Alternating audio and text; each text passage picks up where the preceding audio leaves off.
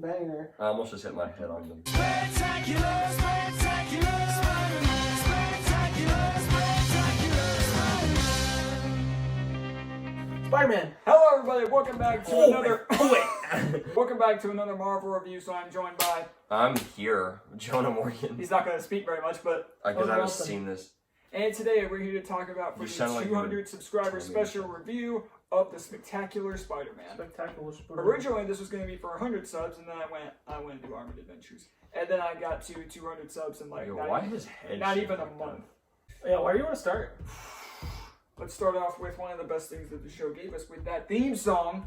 Oh yeah, the theme song is. It gets in your head, bro. It's so good. Living on the edge, fighting crime, spinning webs, swinging from the highest ledge. He could leap above my head. Gets in your noggin and it stays there. Your noggin. And it rots away in your brain. It rots away in your brain. Oh, Yeah, this is one of my favorite theme songs of all time, like just ever. It's not like quite Armored Adventures levels, but it's pretty close. It's not Superhero Squad. No. Superhero Squad, hero! Bangers. Since we just kind of touch on it, just starting with the animation style. Yeah, the animation style. At first glance, even I'll admit this, when I first saw the show, I thought it looked yeah. kind of weird. Yeah, no, it's a funky animation style. It reminds me a lot of. Oh gosh, I'm trying to remember what the technical name of it was. I think it was just called The Batman, kind of like the newest movie, but it was the TV series. I think the animation, once you start getting very used to it, I think it looks really good. Yeah, it's a nice it animation. does. The shows are always are a little more interesting to talk about than movies, because you can't exactly go like plop up a Yeah, plot it's point. kind of you have to bounce around. I will say that one thing about the character show is that design. it's very easy. We'll get to those. This show is actually a very easy show to watch because it's only two It's seasons. not long. No. It's 2 seasons, 26 episodes in total. They're So it's like 20 quick. minutes piece.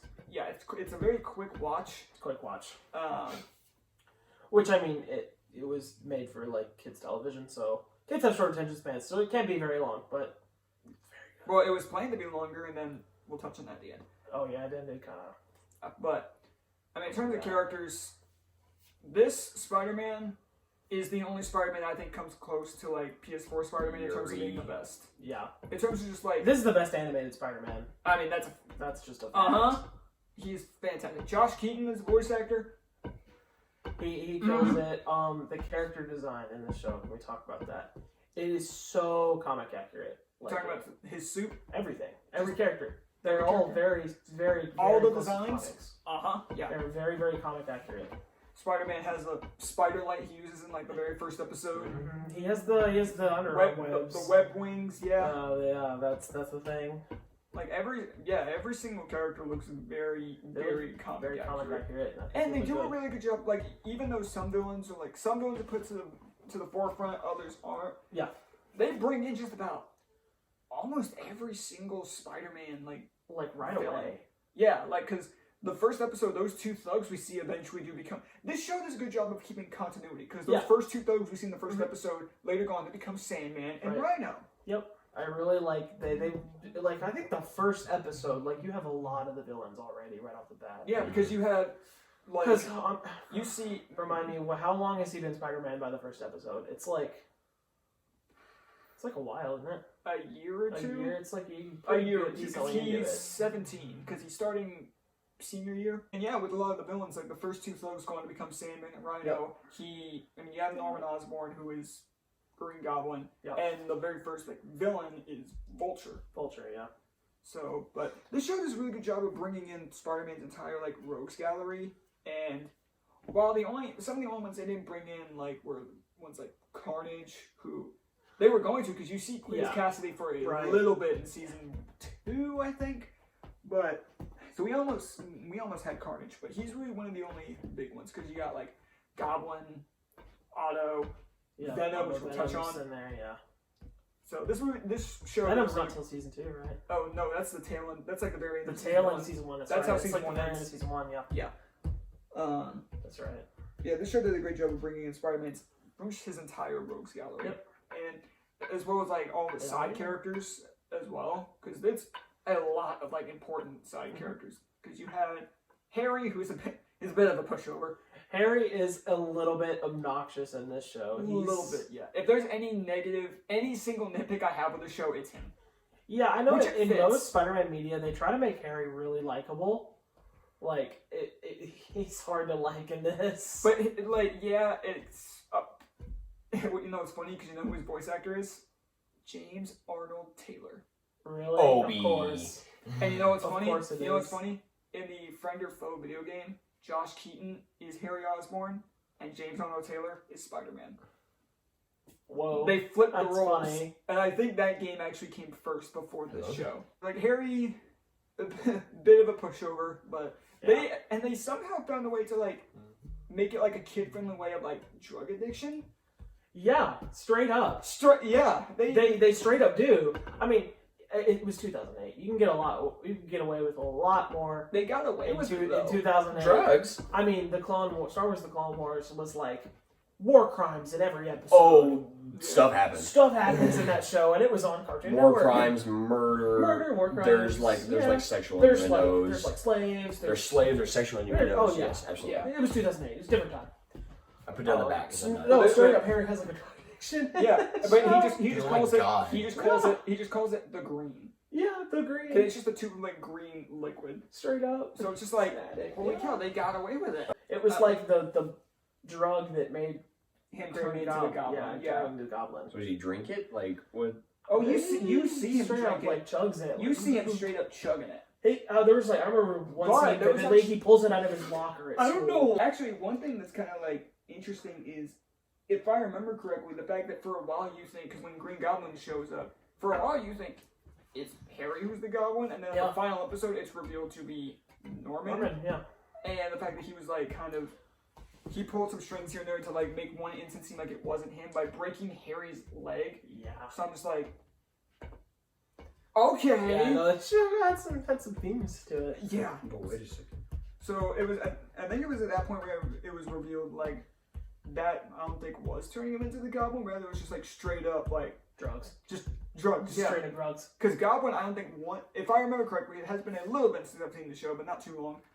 If I remember correctly, that never turned him into the Goblin. I think Goblin was always Norman. I'm pretty sure it was always Norman. I remember it always being Norman. Yeah. I do remember the animation style for Goblin. The And literally the fact pointiest that, chin and the bone. fact that Green Goblin's voice actor is Steve Bloom, Yeah, I didn't know that. aka the best Wolverine voice actor. But in terms of like other side characters, just a couple of ones here and there, this is like the first piece of Spider-Man media where Liz Allen is like a Vince's big cool. role Yeah, she is.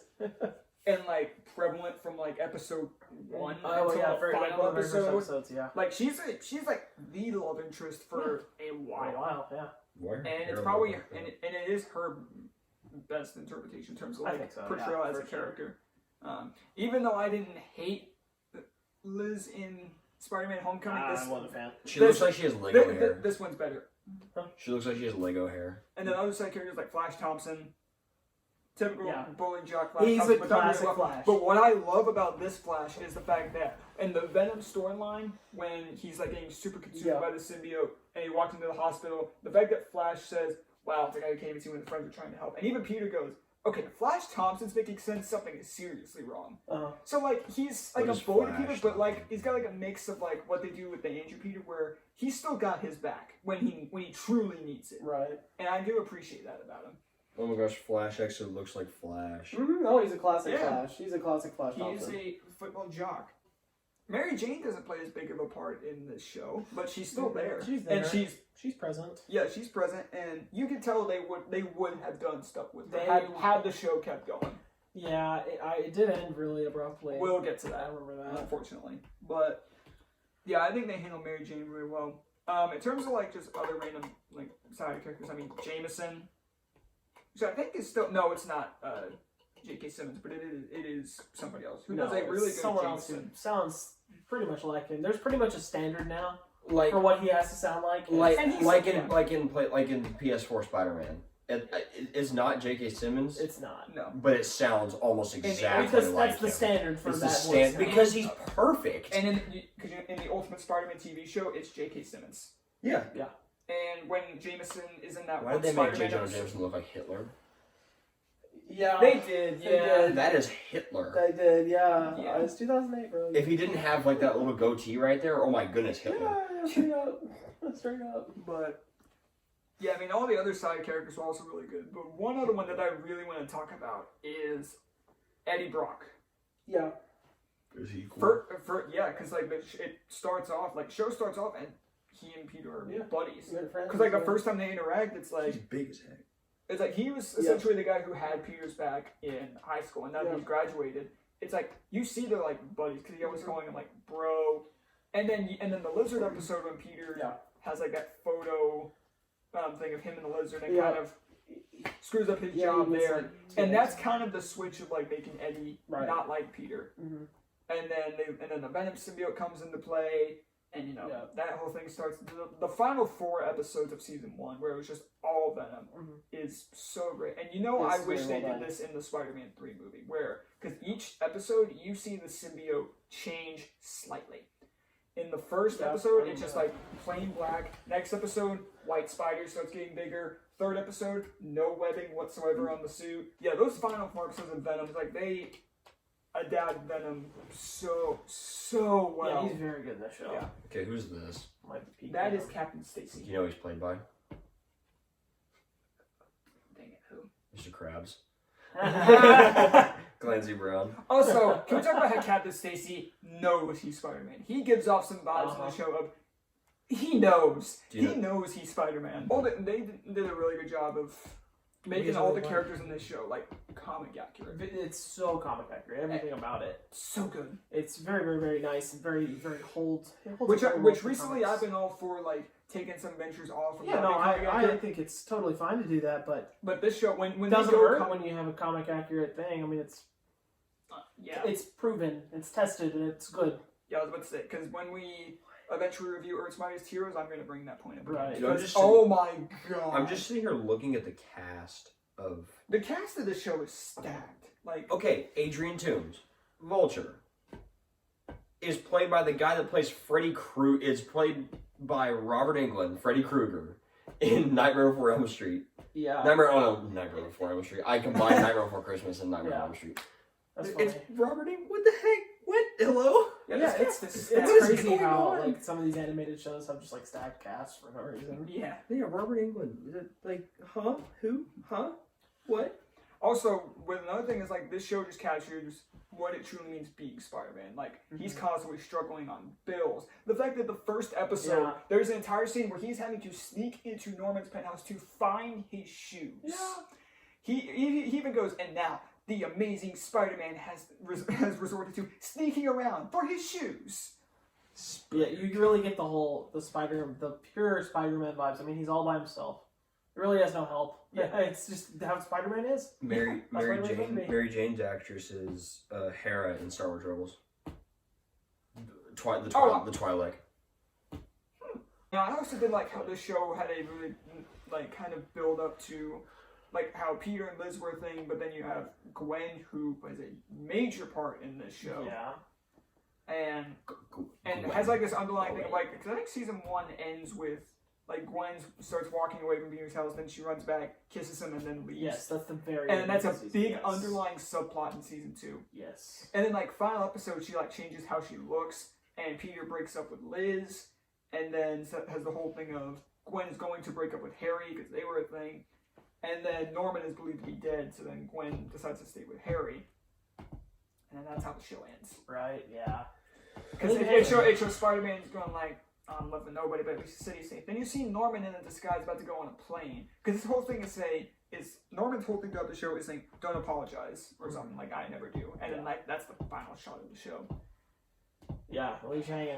And that's something I do really want to talk about is the fact that I wish the show would have continued. If you ask me, most people do. Everybody does. Like this is one of the most this is one of the most well-loved Marvel properties ever. Yeah.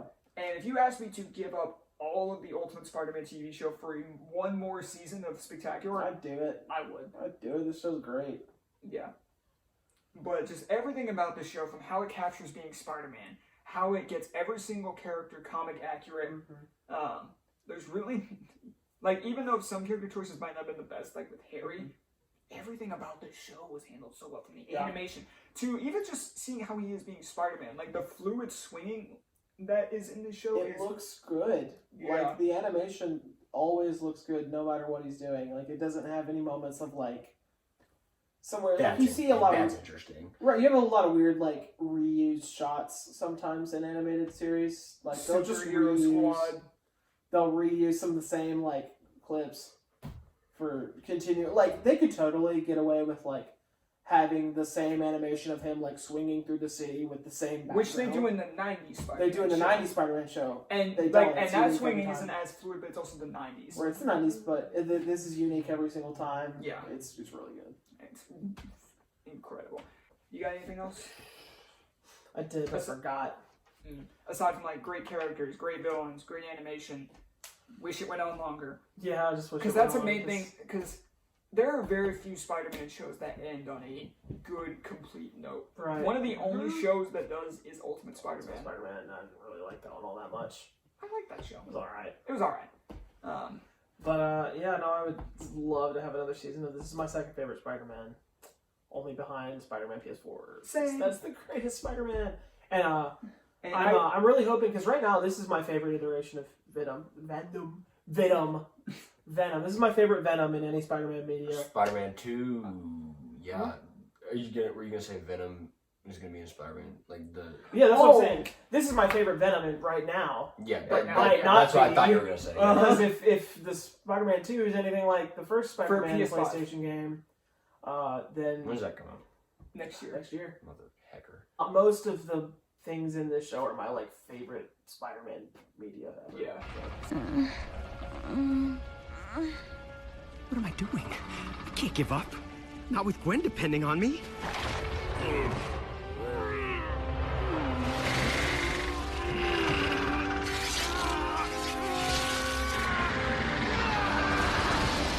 Actually, that's another thing I want to talk about, is the fact that, which we'll touch on this also when we do another show review, but the fact that this Spider-Man was originally going to be in Earth's Mightiest Heroes. Really? The Spider-Man that was in that episode was planned to be the Spectacular Spider-Man, and Josh Keaton recorded all of his lines And they just said no. as Spider-Man. They dubbed over it with Drake Bell. Because they And canceled the there's show.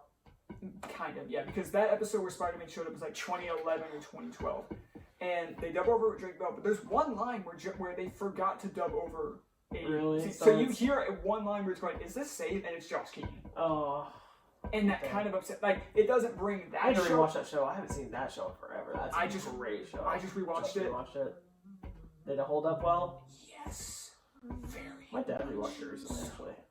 But anyways, so Yeah, really, this is one of the most perfect forms of Spider-Man media. But it's just, I mean, there's obviously just a few complaints with anything. I need to rewatch season 2. It's been like forever since I've seen season 2. yeah, So I'm really just going off season 1 because I watched that like a few months ago. I watched the entire show a few months back, Yeah. and I want to rewatch it again. But really, there's not that much wrong with it, so it's hard to be super critical. I'm going to give this a 9.7. Okay. So the same you gave Winter Soldier. Yeah. I mean, it's nearly perfect. So I mean, obviously John hasn't seen it, so I'm going 10. 10. Are you giving this a 10? Yes, I am. Okay. If Harry was just a little better, I'd give it a 10. That's fair. You would give it a 10. Don't give it a But You. 10. Well, I give it a 9.9. That's It's what I not was a- it's saying. 9.9.